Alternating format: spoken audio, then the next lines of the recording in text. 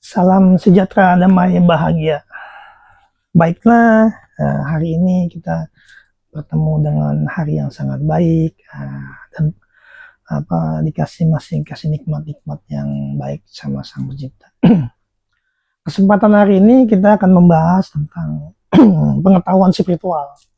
Pengetahuan spiritual ini ya didasari dengan cahaya diri atau nur diri. Kita membahas itu cahaya diri dan atau nur diri. Nur yang yang bisa biasa itu yang mempelajari spiritual itu memahami tentang nur diri dan cahaya diri. Nah, nur diri, cahaya diri ini kita jangan terlena. Kadang ada suatu pengetahuan spiritual itu membangkitkan energi alam atau energi di sekitar tempat itu dengan cara dan metodenya masing-masing. Kenapa saya bilang dan metodenya masing-masing? Karena pemahaman ini sangat luas maknanya. Seperti misalkan kita membangkitkan energi diri itu dari suatu tempat yang kita sambangi atau yang tempat kita datangi. Meditasilah di situ. Terus melantunkan doa di situ atau membaca tentang pengetahuan yang dia pelajari atau pengetahuan yang dia ketahui dari suatu pemahaman yang dia dapatkan. Contohnya seperti ini. Dikumpulkanlah suatu kawan-kawan dia atau perjuangan dia yang mempelajari spiritual dan supernatural itu melantunkan doa di situ, di tempat wilayah itu, melantunkan suatu pemahaman di situ dan melantunkan suatu pengetahuan di situ. Karena contohnya seperti ini, dia membaca suatu ajian yang dia pelajari di tempat-tempat wilayah itu, misal membaca dalam diri, muncullah suatu cahaya, muncullah suatu nur. Kesenangan diri dalam hati dia itu ada, kesenangan diri dalam hati dia itu ada karena memanggil atau telah nampaklah suatu energi atau cahaya. Nah, di samping itu dia tanpa dia sadari itu membangkitkan suatu perjanjian. Karena dari cahaya itu ada suatu energi atau di dalam cahaya itu ada suatu goib atau makhluk halus yang bersemayam yang bisa membangkitkan energi-energi yang di dalam tubuh. Kenapa saya bilang bisa membangkit energi dalam tubuh? Karena tubuh ini adalah sumber intinya energi kekuatan kesaktian. Kalau kamu ingin membangkitkan energi tubuh, kalau kamu ingin membangkitkan cahaya dalam tubuh, kamu harus tahu dasarnya. Kamu harus tahu sumbernya. Cahaya ini sumbernya dari mana? Dari diri apa dari luar? Kalau dari luar itu menimbulkan suatu perjanjian yang pernah kita baca dari suatu kalimah atau ajian-ajian yang pernah kita baca atau kita lantung, datanglah cahaya itu atau hodam atau goib, bangsa-bangsa lembut lainnya, muncullah dia. Nah, di situ ada perjanjian di situ yang karena kita manggil dia, karena kita punya suatu amalan yang bisa memanggil dia, datang dia karena kita baca, kita lantunkan doa-doa itu atau kita lantunkan suatu ajian-ajian itu untuk mendatangkan suatu cahaya atau energi yang bersembunyi di suatu tempat. Setelah datang, nah di situ ada perjanjian goib nanti yang akan muncul tanpa kita sadari. Timbullah perjanjian goib. Kalau kamu ingin kekuatan kesaktian, kamu harus menyiapkan suatu persyaratan seperti apa, misalkan seperti bla bla bla bla bla bla lah. Setelah itu kamu harus menyiapkan diri kamu untuk puasa. Terus setiap kamu untuk menyiapkan diri kamu harus menyediakan wadah ini harus besar karena nanti kalau saya masuk ini kamu tidak koslet. Nanti setelah ilmu masuk, nah disitulah ada perjanjian tentang ilmu dan ada perjanjian tentang pemahaman pembangkitan energi. Nah, itu banyak orang yang tidak memahami tentang energi dan banyak orang tidak memahami tentang cahaya di luar diri dan cahaya di dalam diri. nur di dalam diri dan nur di luar diri. Dasarnya ya. Kenapa saya bisa memahamkan seperti ini? Contohnya kita balik ke masa lampau depan, masa lampau ke belakang. Ada ilmu tantra untuk membangkitkan suatu cakra dalam diri. Ada ilmu spiritual untuk membangkitkan hodam diri. Ada ilmu tentang kejawen untuk membangkitkan ilmu sadluk 45 pancar dalam diri. Kamu ingin cahaya di luar atau cahaya di dalam? Kamu ingin membangkitkan energi di luar apa energi di dalam? Karena energi ini maknanya luas. Kenapa saya bilang maknanya luas? Contoh, banyak sebagian orang yang mempelajari spiritual itu membangkitkan cakra dalam diri dengan seperti senam yoga, pernapasan, terus kalimat-kalimat atau yang disebut namanya dengan ilmu penghadiran, dan ilmu pengabaran, terus ilmu leluhur. Kamu harus tahu dasar ilmu itu dasar dari apa. Kenapa pembangkitan ilmu itu didasari dengan pernapasan, terus kalimat-kalimat? Karena ilmu ini dasar dari ibu Hawa. Ibu Hawa itu adalah Hawa dari suatu udara, karena ibu Hawa itu diciptakan dari tulang rusuk. Nah ini tulang rusuk, tulang rusuk kena lagi nih tulang rusuk. Kenapa saya bilang kena tulang rusuk? 7 cakra itu bersemayam dari tulang ekor. Berarti kan sama tulang rusuk sama tulang ekor kan sama nih, sama-sama tulang. Kalau kamu ingin membangkitkan ilmu tantra, kalau kamu ingin membangkitkan cakra dalam tubuh, kalau kamu ingin membangkitkan spiritual dalam tubuh, kamu harus tahu dasar cakra itu dari mana. Dasar cakra itu energinya dari mana. Dan sumber cakra itu sumbernya dari mana. Kamu harus tahu. Kalau kamu sudah memahami tentang cakra, kamu sudah memahami tentang ilmu tantra, karena tahu dasarnya. Kita nggak usah mempelajari pengetahuannya. Kamu harus tahu dasarnya. Nanti kalau kamu udah tahu dasarnya, pengetahuannya dapat. Karena itu rumus tentang pengetahuan ilmu. Sama juga kita membangkitkan suatu energi atau kita namanya gabungan doa. Ini gabungan doa yang mempelajari spiritual. Gabunglah di berdoa, muncullah cahaya, klep atau nur. Masuklah ke diri kita.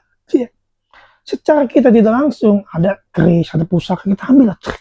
Nah, secara tidak langsung kita ini mempunyai perjanjian tentang makhluk astral dan makhluk halus yang tanpa kita sadari, tanpa kita pahami. Karena kamu tidak tahu sumber energi itu dari mana, dan kamu tidak tahu sumber cahaya itu dari mana, dan kamu tidak tahu sumber nur itu dari mana. Kamu harus tahu sumbernya. Itu namanya pemahaman tentang spiritual yang memahami tentang kajian diri. Kamu harus tahu, misalnya dia mempelajari aji rasa. Rasa itu dari mana? Dari diri. Kamu harus bisa memahami diri ini, baru kamu bisa merasakan energi, kamu bisa merasakan 7 cakra, kamu bisa merasakan nafsu, dan kamu bisa merasakan 7 terapan dalam diri. Nah itu namanya pembangkitkan energi di dalam diri tanpa membangkitkan energi di luar diri. Dahsyatnya seperti ini. Kita panggil dengan kalimat-kalimat itu, muncullah misalkan ini bentuk dengan agama kita ya, memanggil subhanallah walhamdulillah wala ilaha illallah. Saya misalnya manggil subhanallah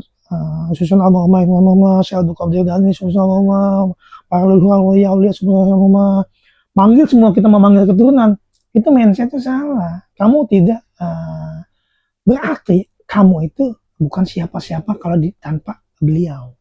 Karena yang hebat itu beliau. Kita manggil Syekh Abdul Qadir Jalani, berarti yang hebat itu ilmu beliau, bukan kamu. Kita manggil lagi kita kirimin Sumail Kiai Abdul Jabar, atau kita panggil lagi Sumail Sunan Gunung Jati, Sumail Sunan Kalijaga. Berarti yang hebat itu bukan kamu. Yang hebat itu yang kamu panggil dari suatu amalan yang bisa memanggil termasuk alam dunia ruhi atau dunia ruh, dunia roh, dunia sukma, dan dunia jiwa, dunia raga yang bersemayam di tubuh kita. Ini adalah pemanggilan energi yang di luar diri.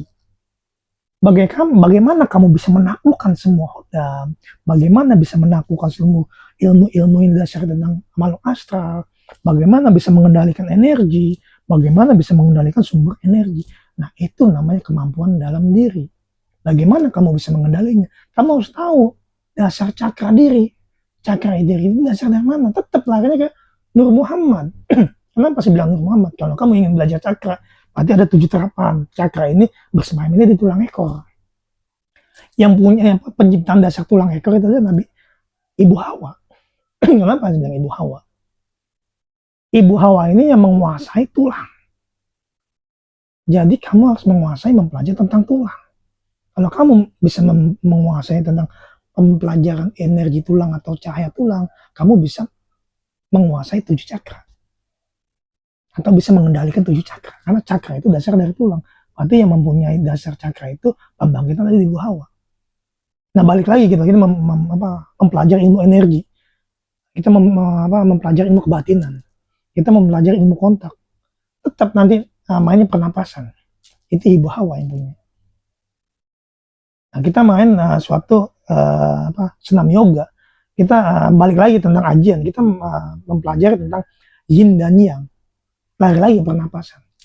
Berarti kamu harus mengenal Ibu Hawa itu siapa di diri kamu. Ibu Hawa itu perannya apa di diri kamu. Berarti Ibu Hawa itu sangat penting perannya untuk membangkitkan suatu energi. Karena Ibu Hawa itu diciptakan dari tulang rusuk manusia. Dasar cakra itu ada di tulang rusuk manusia. Kalau kamu ingin membangkitkan cakra diri kamu harus mengenal Ibu Hawa. Jangan membangkitkan energi di luar diri. Itu nanti kalau kamu bangkitkan dengan kalimat-kalimat dan kamu bangkitkan dengan suatu ajian-ajian, itu yang muncul akan nanti makhluk halus, hodam, jin, setan, dan siluman dengan lainnya. Bagaimana kamu bisa menaklukkan jin? Kamu bisa taklukkan di dalam diri. Setan kamu bisa taklukkan di dalam diri. Hodam kamu bisa taklukkan di dalam diri. Ruh yang bergentayangan masuk ke diri kamu bisa kamu taklukkan di dalam diri. Dan sukma-sukma yang bergentayangan bisa kamu taklukkan di dalam diri. Jadinya pengendalian diri itu sangat penting. Dan pengendalian diri itu adalah sumber intinya manusia. Bagaimana kamu bisa mengendalikan diri itu? Bagaimana kamu bisa mengendalikan sukma diri, raga diri, jiwa diri, roh diri, siluman diri, hodam diri, yang menjelma dari suatu amalan kalimat-kalimat yang didasar dengan pernapasan. Nah, ini adalah sumber pernapasannya. Berarti kamu harus mengenal Ibu Hawa. Karena yang mempunyai kekuatan kesaktian, pernapasan, Ibu Hawa. Yang mempunyai energi pembangkitan kebatinan, Ibu Hawa. Yang menjadikan manusia hidup, bisa keluar masuk udara, Ibu Hawa. Ibu Hawa ini sangat penting perannya di diri kamu. Bagaimana kamu bisa memilah atau mengkaji Ibu Hawa itu ada di diri kita itu di sebelah mana. Tanpa beliau itu ilmu energi kita itu tidak akan bisa tersambung. Dari alam nyata ke alam tidak nyata. Dari alam nyata ke alam tidak nyata. Sebut namanya syariat dan hakikat. Karena ini syariatnya angin, kita masukin hakikatnya dibentuklah oleh suatu energi kebatinan yang kita salurkan dengan asma-asma Allah, dengan 99 nama kita salurkan ke energi kita, ke kulit, bulu, daging, urat, saraf, dengan otot, tulang, sumsum yang menjadikan kekuatan kesaktian ilmu dasar di diri manusia. Intinya bagaimana kamu bisa menaklukkan suatu pengendalian tentang hodam, itu kamu luar biasa namanya. Bagaimana kamu bisa membangkitkan energi dalam diri, bisa menaklukkan jin dalam diri, itu luar biasa namanya. Makanya banyak yang membangkitkan energi di luar diri itu sudah dimasukkan ke diri. Kalau saya mempelajari energi di dalam diri, saya bangkitkan, saya keluarkan untuk menaklukkan energi di luar diri. Nah, itu namanya pemahaman pengamandaian diri. Karena yang saya pelajari ini adalah ilmu tentang pemahaman manusia tauhid. Manusia tauhid itu ilmu tauhid. Ilmu itu tahu, tauhid itu di diri. Berarti saya memahami tentang ilmu di diri saya ini banyak. Berbagai macam ilmu, bagaimana saya bisa mengkajinya, bagaimana saya bisa mempelajari tentang ilmu di dalam diri. Bukan di luar diri. Kalau di luar diri, hodam kita masukkan ke diri. Jin kita masukkan ke diri untuk menguasai diri kita. Kalau pembelajaran saya adalah, saya akan belajar ilmu, saya harus tahu. Ilmu itu artinya tahu. Bisa nggak saya mengkaji tentang ilmu? Bagaimana saya bisa menaklukkan ilmu tanpa perang? Bagaimana saya bisa menaklukkan hodam tanpa perang. Bagaimana bisa menaklukkan jin di dalam diri itu tanpa perang? Nanti kita uji tesnya, kita datang atau kita sambangi tempat-tempat yang sangat sakral atau sangat dijaga kelestariannya oleh makhluk-makhluk yang sangat terkenal dahulunya, sangat energi sangat besar. Di situ diuji tes kemampuan diri, bisa nggak kamu menguasai energi ini, kamu positifin, dari negatif kamu positifin. Nanti tidak akan main energi itu karena kita itu positif. Nah, itu namanya pemahaman tentang energi. Energi di dalam diri dan energi di luar diri. Jangan terlena, kamu baca kalimat, kamu membangkitkan energi, ada cahaya muncul masuk, ada energi, wah ini saya diterima, ada suatu cahaya yang datang ke saya, kamu itu tidak paham di situ. Itu energi goib, energi suatu pemahaman tentang energi di luar diri. Berarti kamu tidak bisa mengendalikan energi di luar diri. Berarti kamu belum memahami tentang diri. Makanya belajarlah ke diri, nanti di diri ini akan mengasih tahu, mempelajari. Karena guru ini ada sejatinya ada di diri.